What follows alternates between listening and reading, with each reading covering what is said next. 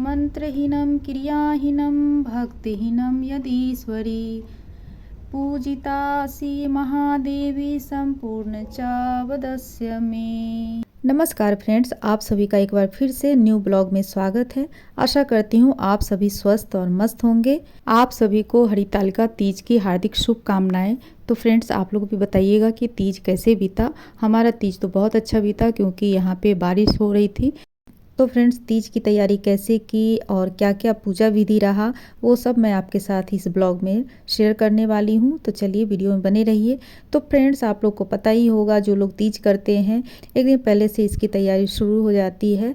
और सबसे पहले मैं यहाँ पे सुबह में, एक दिन पहले सुबह में ही मैं शिवलिंग बनाई थी और गणपति जी और गौरा माता का इस तरह हमने मिट्टी का एक मूर्ति रूप दे दिया है, जिससे कि पूजा करने में आसानी हो। ठकुआ और गुजिया बनाया जाता है, तो थोड़ा सा हमने ठकुआ और गुजिया भी बना लिया प्रसाद के लिए इस तरह। और उसके बाद शाम को बहुत बारिश हो रही थी, मैं उसका वीडियो तो नहीं ले पाई। तो बारिश में ही जा कर के पूजा का सारा तैयारी, यानी कि पूजा का जो सामान था वो लेकर शाम को आ गई थी, क्योंकि सुबह का मुहूर्त था और तृतीया जो है वो 12 बजे तक था। तो मैं कोशिश कर रही थी कि सुबह में ही पूजा कर लूँ। तो इस तरह मैं रात को सारी तैयारी करके रख दी थी। और ये देखिए, एक दिन पहले रात में मेहंदी लगाना भी पड़ता है, तो इस तरह रात को दोनों हाथ में मेहंदी भी मेरी बेटी लगा दी और ये तैयारी हो गई। तीज के दिन सोमवार का ये वीडियो है। तो सुबह 4 बजे उठ करके इस तरह हमने पहले मंडप तैयार कर दिया। और उसके बाद जो है मंडप इस तरह तैयार करने के बाद कम से कम 1 घंटा लग जाता है मंडप तैयार करने में। सारा तैयारी करने में आपको पूरा 1 से 1.5 घंटा लग जाता है। तो इस तरह हमने सारी तैयारी कर ली। जो जो चीज़ जो है वो याद कर कर के सारा पूजा सामग्री जो है इकट्ठा रख लेते हैं, क्योंकि पूजा पर फिर बैठ जाएंगे तो दोबारा फिर बार बार उठना ना पड़े, इसके लिए। और यहाँ पर मैं दिखा रही हूँ कि श्रृंगार का सारा सामान यहाँ पे रख ली हूँ। यहाँ पे जो हमने गुजिया ठकुआ बनाए थे वो है। आरती की थाली तैयार हो गई, फ्रूट्स भी यहाँ पे आ गया है।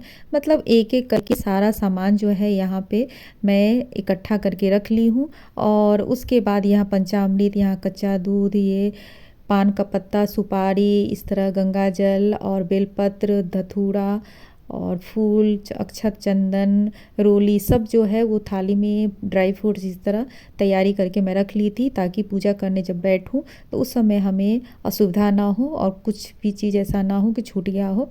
तो इस तरह हमने पूरी तैयारी कर ली। इसके बाद जो है मैं थोड़ी देर के लिए फिर बच्चों के लिए नाश्ता बना करके उसके बाद से मैं यहाँ पे 7:45 में लगभग पूजा करने बैठ गई थी।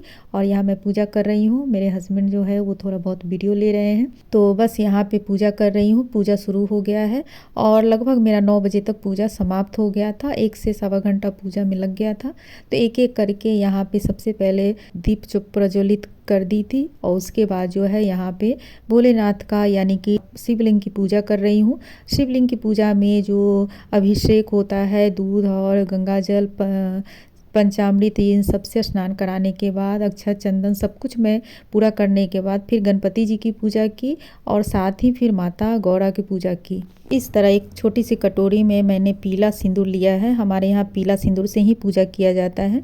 तो यहाँ मैं माता को सिंदूर लगाऊंगी और सिंदूर लगाने के बाद 3 बार या 5 बार माता को सिंदूर लगाऊंगी और वही सिंदूर जो है मैं अपने मांगों में भरूंगी।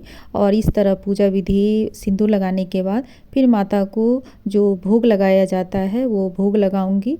तो इस तरह जो भी सामान जो हमें माता को अर्पित करना है वो सब यहाँ पे, जगह नहीं है तो पूरा चढ़ा नहीं सकती, तो बस यहाँ पे से अपने मन के भाव से माता को इस तरह अर्पित करूँगी और साइड में प्लेट रख दूँगी।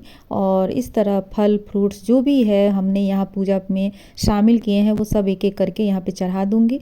सुहाग का सामान 2-2 लेती हूँ, ताकि तो इस तरह माता को सभी सुहाग का सामान चढ़ाने के बाद इसमें से सुबह एक एक हम रख लेंगे और एक एक जो है पंडित जी को दान कर देंगे। तो यहाँ माता को सुहाग चढ़ाने के बाद माता को चूड़ी पहना दूंगी, साथ ही बिंदी लगा दूंगी और नेल पॉलिश, मेहंदी, ये सब से श्रृंगार कर दूंगी। तो बहुत ही खुशी मिलती है इस तरह पूजा करने से। और सुबह सुबह पूजा कर रही थी तो बहुत ही अच्छा लग रहा था। मौसम भी बहुत अच्छा था यहाँ का, क्योंकि यहाँ कंटिन्यू बारिश हो रही है। तो वीडियो ज़्यादा लंबा ना हो जाए इसलिए मैं यहाँ से थोड़ा फास्ट कर रही हूँ। और इस तरह एक एक करके सारा कुछ चढ़ाने के बाद, पूजा करने के बाद आगे आरती करेंगे। तो यहाँ मैं भूल गई थी कि यहाँ पे इत्र भी चढ़ाना है, तो वो इत्र मैं इत्र भी लगा रही हूँ यहाँ पे। तो इत्र में जो है ना ढक्कन होता है, तो वो खोलने में नहीं बनता है, तो थोड़ी असुविधा होती है इत्र लगाने में। तो इस तरह मैंने उसके ढक्कन निकाल दिए। सबसे पहले इत्र जो है भोलेनाथ को लगाई, उसके बाद गणपति देव को, साथ ही माता गौड़ा को भी इस तरह इत्र लगाने के बाद इस तरह हाथ जोड़कर भगवान से क्षमा भी मांगती रहती हूँ कि कहीं कोई गलती हो गई हो तो उसे क्षमा करे। और यहाँ पे मैं माता को सिंदूर लगा के अपने सिंदूरदानी में डालूँगी और उसी से मैं अपने मांगों को भरूँगी, यानी कि नीचे से पूरा सिंदूर, हमारे यहाँ नाक से सिंदूर लगाया जाता है, तो मैं यहाँ पे लगा लूँगी। तो फ्रेंड्स चलिए अब हम कथा सुनते हैं। अलंकृत है और मुंडों की माला से जिन शिव जी की जटा अलंकृत है, जो पार्वती जी दिव्य वस्त्र धारण की है और जो शिव जी दिगंबर। सुनो, मैं तुमको एक व्रत जो मेरा सर्वस्व और छिपाने योग्य है, लेकिन तुम्हारे प्रेम में वशीभूत होकर मैं बतलाता हूँ। शिव जी ने कहा, भारतवर्ष में जैसे नक्षत्र अक्षमाला वनमाला मुंडमाला धारी चंदन मृगमद सोहार सदा वसंतम विद्यारंभे भवम भवानी सहितं नमामि। मंगलम भगवान विष्णु मंगलम गरुड़ध्वजा मंगलम कुंडलीकाक्षाय मंगलाय तनूहरि सर्वमंगल मांगल्ये शिवे सर्वार्थ साधिके शरणे त्र्यंबके गौरी नारायणी नमोस्तुते नारायणी नमोस्तुते। गुरुर्देवो महेश्वरः।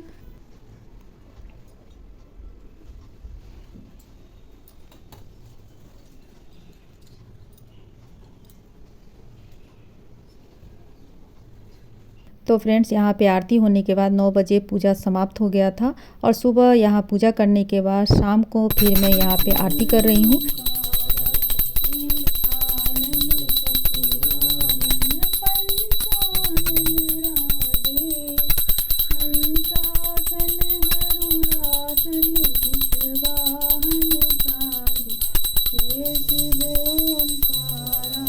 यहाँ पे प्रदोष काल यानी कि शाम की पूजा और आरती दोनों हो गई है। अब यहाँ मैं प्रभु से क्षमा मांगूंगी। तो फ्रेंड्स कहा जाता है कि पंडित जी आते हैं और मंत्रोच्चारण से पूजा कराते हैं। यहाँ पे मैं अपने मन के भाव से पूजा की हूँ। तो बस यहाँ पे जब भी हम पूजा करते हैं, कोई भी पूजा करें, तो पंडित जी भी पूजा कराते हैं तो क्षमा याचना ज़रूर कराते हैं। तो इस तरह मैं क्षमा याचना यहाँ पे मंत्र के द्वारा भगवान से क्षमा याचना चाहूँगी। आवाहनम न जनामि विसर्जनम पूजां चैव न जनामि क्षमस्व परमेश्वर मंत्रहीनं क्रियाहीनं भक्तिहीनं सुरेश्वरं यत् पूजितं महादेवी संपूर्ण च वदस्य मे। अर्थात हे प्रभु, मैं ना तो आपको बुलाना जानती हूँ, ना ही मैं पूजा करना जानती हूँ, ना ही मैं आपको विदा करना जानती हूँ। मुझे ना मंत्र याद है, ना ही क्रिया याद है। मैं अपने मन के भावों से आपकी पूजा कर रही हूँ। मेरी भूलों को क्षमा करे, इस पूजा को स्वीकार करे और हमें आशीर्वाद प्रदान करे। हे प्रभु, पूजा करते समय जाने अनजाने हमसे कोई भूल चूक हो गई हो, इन भूलों को क्षमा करे और अपने भक्तों पे अपनी कृपा बनाए रखे। तो इस तरह मैं क्षमा याचना मंत्र के साथ पूजा को पूर्ण करती हूँ। रात्रि में भजन कीर्तन थोड़ा किया जाता है, तो मैं यहाँ पे बस थोड़ा सा भजन कीर्तन भी कर ली हूँ। वीडियो ज़्यादा लंबा ना हो जाए इसलिए वीडियो का यहीं पे एंड करती हूँ। टू बी कंटिन्यू, यानी कि नेक्स्ट वीडियो में कंटिन्यू रहेगा। तो फिर मिलते हैं, जब तक के लिए खुश रहिए, स्वस्थ रहिए, मस्त रहिए। वीडियो अंत तक देखने के लिए आप सभी का धन्यवाद।